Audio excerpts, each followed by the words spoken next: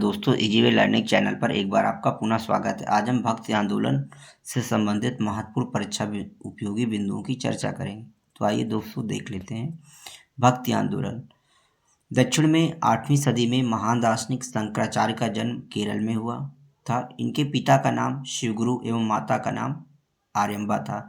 यानी शंकराचार्य के पिता शिवगुरु और माता आर्यम्बा थी। शंकराचार्य ने बौद्ध धर्म के प्रभाव को समाप्त करने के लिए 8वीं शताब्दी में अद्वैतवादी दर्शन का प्रतिपादन किया। शंकराचार्य के अद्वैत दर्शन के विरोध में वैष्णव आचार्यों द्वारा निम्नलिखित 4 मतों की स्थापना की गई। संस्थापक मत और संप्रदाय। पहला, रामानुजाचार्य। रामानुजाचार्य का मत विशिष्टाद्वैतवाद था और संप्रदाय श्री संप्रदाय था। माधवाचार्य का मत द्वैतवाद था, संप्रदाय ब्रह्म संप्रदाय था। वल्लभाचार्य का मत शुद्धाद्वैतवाद था और संप्रदाय रुद्र संप्रदाय था। निम्बकाचार्य का मत द्वैताद्वैतवाद था और संप्रदाय सनक संप्रदाय था। भक्ति आंदोलन को दक्षिण के वैष्णव अलवार संतों और शैव नैनार संतों ने प्रसारित किया था। बंगाल में कृष्ण भक्ति का प्रतिपादन चैतन्य महाप्रभु, विद्यापति ठाकुर और चंडीदास ने किया। भक्ति आंदोलन के प्रमुख संत देख लेते हैं जो कि परीक्षा की दृष्टि से अति महत्वपूर्ण है। रामानुजाचार्य भक्ति आंदोलन के प्राचीनतम प्रचारक वैष्णवाचार्य रामानुज थे। इनका दार्शनिक विवेचन विशिष्टाद्वैत कहलाता है। प्रश्न आएगा कि विशिष्टाद्वैत किससे संबंधित है, तो रामानुजाचार्य से संबंधित है विशिष्टाद्वैत का मत। विशिष्टाद्वैत का अर्थ है ब्रह्म अर्थात ईश्वर अद्वैत होते हुए भी जीव तथा जगत की शक्तियों द्वारा विशिष्ट है। आचार्य रामानुज का जन्म मद्रास चेन्नई के श्री पेरम्बदूर में 1017 ईस्वी में हुआ था। इनके पिता का नाम केशव व माँ का नाम कांतिमती था। इनकी मृत्यु 1137 ईस्वी में हुई। रामानुज ने सगुण ईश्वर की उपासना पर बल दिया। उनके अनुसार मोक्ष का मार्ग कर्म, ज्ञान और भक्ति में निहित है। वल्लभाचार्य सोमयाजी कुल के तैलंग ब्राह्मण श्री लक्ष्मण भट्ट के पुत्र थे। वल्लभाचार्य ने शुद्धाद्वैत मत का प्रतिपादन किया था। अगले गुरु रामानंद उत्तर भारत में भक्ति आंदोलन के प्रवर्तक थे। रामानंद का जन्म 1299 ईस्वी में प्रयाग वर्तमान प्रयागराज में हुआ था और इन्होंने प्रयाग तथा वाराणसी में शिक्षा प्राप्त की। रामानंद ने सर्वप्रथम अपना उपदेश हिंदी में दिया।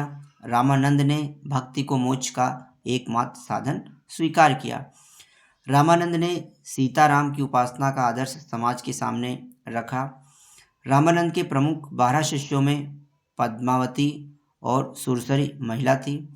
कबीर जुलाहा थे, रैदास चमार थे, सेना नाई थे, पीपा राजपूत थे। भक्ति आंदोलन का पुनर्जन्म 15वीं-16वीं सदी में हुआ। इसका नेतृत्व कबीर, नानक, तुलसीदास, सूरदास और मीराबाई ने संभाला। दोस्तों, एक प्रश्न है जिसका उत्तर कमेंट बॉक्स में देना है और इसका उत्तर इसी वीडियो में कहीं ना कहीं बताया जाएगा। प्रश्न है, रामानुजाचार्य ने किस मत का प्रतिपादन किया था? अगले गुरु हैं कबीर। निर्गुण भक्तिधारा से जुड़े कबीर ऐसे संत थे जिन्होंने संत होने के बाद भी पूर्णतः गृहस्थ जीवन का निर्वाह किया। कबीरदास ने राम, रहीम, हजरत, अल्लाह को एक ही ईश्वर के भिन्न भिन्न रूप माना। कबीरदास वेदों और कुरान में विश्वास नहीं करते थे। बीजक संत कबीर के उपदेशों का संकलन है। कबीरदास और उनके शिष्य धर्मदास के संवाद का संकलन अमर मूल शीर्षक में प्राप्त होता है। कबीरदास सुल्तान सिकंदर लोदी के समकालीन थे। दोस्तों, रामानुजाचार्य ने विशिष्टाद्वैत मत का प्रतिपादन किया था। कबीरदास ने राम, रहीम, हजरत, अल्लाह को एक ईश्वर के भिन्न भिन्न रूपों में माना। कबीरदास वेदों और कुरान में विश्वास नहीं करते थे। बीजक संत कबीर के उपदेशों का संकलन है।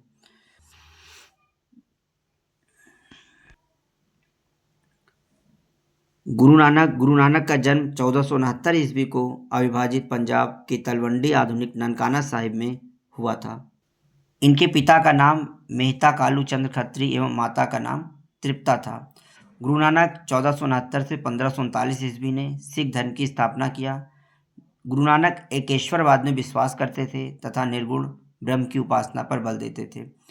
गुरु नानक ने गुरु का लंगर नाम से संयुक्त सामुदायिक रसोई शुरुआत किया। गुरु नानक सूफी संत बाबा फरीद से प्रभावित थे।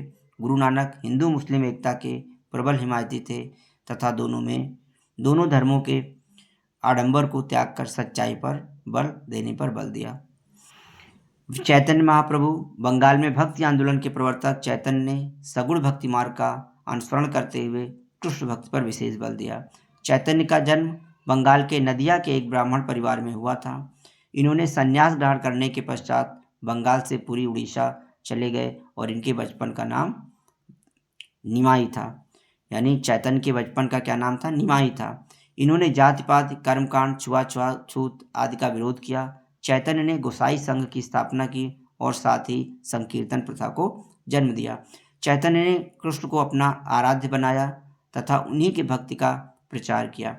सूरदास कृष्ण भक्ति शाखा के कवि थे।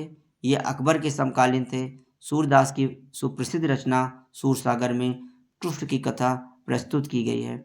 सूरदास की अन्य रचनाएं साहित्य लहरी और सूर सारावली है। मीराबाई मेड़ता के रतन सिंह राठौर की इकलौती पुत्री थी। मीराबाई का विवाह राणा सांगा के बड़े पुत्र भोजराज से हुआ था।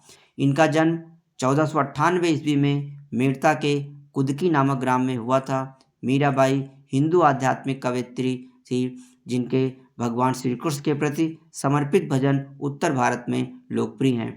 मीराबाई ने रैदास को अपने गुरु के रूप में स्थान दिया। यानी मीराबाई के गुरु कौन थे? रैदास थे। मीराबाई ने 4 ग्रंथों की रचना की थी। ये ग्रंथ हैं बरसिका, मायरा, गीत गोविंद टीका, राग गोविंद और राग सोरठा।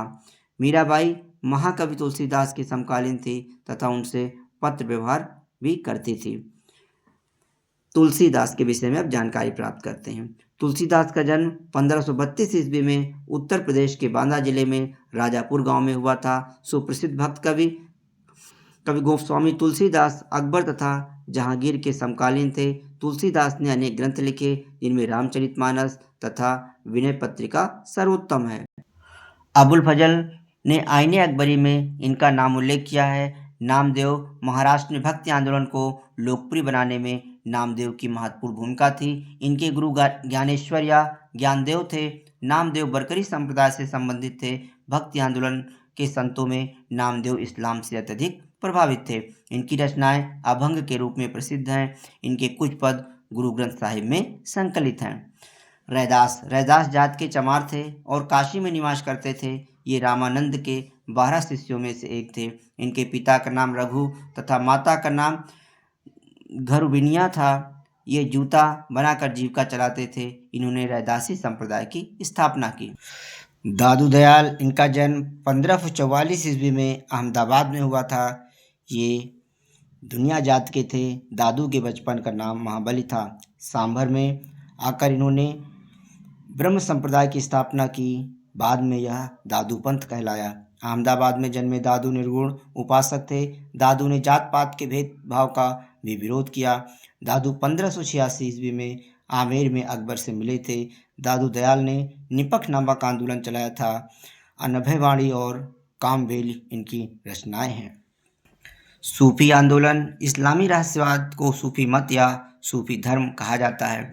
सूफी शब्द की उत्पत्ति अरबी भाषा के सफ़ा से हुई है जिसका अर्थ है पवित्रता।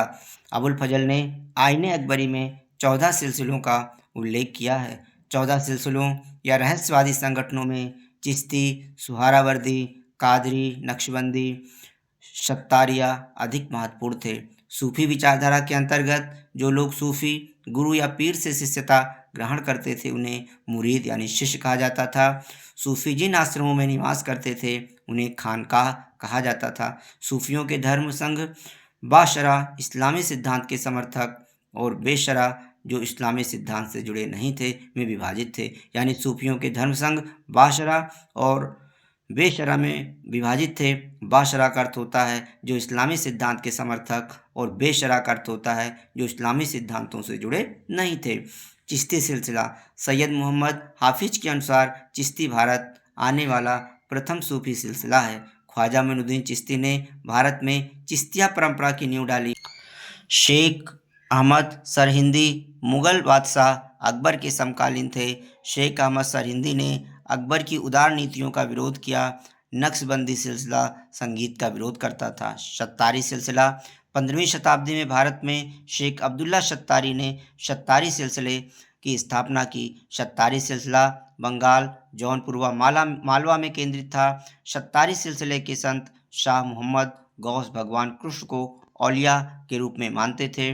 नोट प्राणायाम एवं यौगिक क्रियाएं नक्शबंदी को छोड़कर प्रायः सभी सूफी संप्रदायों ने स्वीकार किया। अब आइए प्रमुख सूफी सिलसिला और उनके संस्थापक देख लेते हैं। चिश्ती संप्रदाय की स्थापना ख्वाजा मोइनुद्दीन चिश्ती ने की। सुहरावर्दी की स्थापना अब्दुल नजीब अल सुहरावर्दी ने किया। कादरी संप्रदाय की स्थापना शेख अब्दुल कादिर जिलानी ने किया। शत्तारी संप्रदाय की स्थापना शेख अब्दुल्ला शत्तारी ने किया। फिरदौसी संप्रदाय की स्थापना बदरुद्दीन ने किया और नक्शबंदी संप्रदाय की स्थापना ख्वाजा बाकी बिल्लाह ने किया। आइए अब सूफी संत और उनकी उपाधियां देख लेते हैं। ख्वाजा कुतुबुद्दीन बख्तियार काकी की उपाधि कुतुब उल आफ्ताब थी। शेख हमीद उद्दीन नागौरी की उपाधि सुल्तान तारिकिन थी। शेख निजामुद्दीन औलिया की उपाधि महबूब इलाही और सुल्तान उल औलिया थी। शेख सिराजुद्दीन उस्मानी की उपाधि आइनाए हिंद थी। शेख नसरुद्दीन महमूद की उपाधि चिरागे दहलवी थी। शेख सलीम चिश्ती की उपाधि शेख उल मिंद थी। अब्दुल कादिर जिलानी की उपाधि पीरान ए पीर और महबूब ए सुबहानी थी। शेख अहमद सरहिंदी की उपाधि मुजाहिद आलिफ हसानी थी। धन्यवाद। तो दोस्तों आज की वीडियो में इतना ही। फिर मिलते हैं अगले आने वाले और वीडियो में और नई जानकारी के साथ। तब तक के लिए नमस्कार।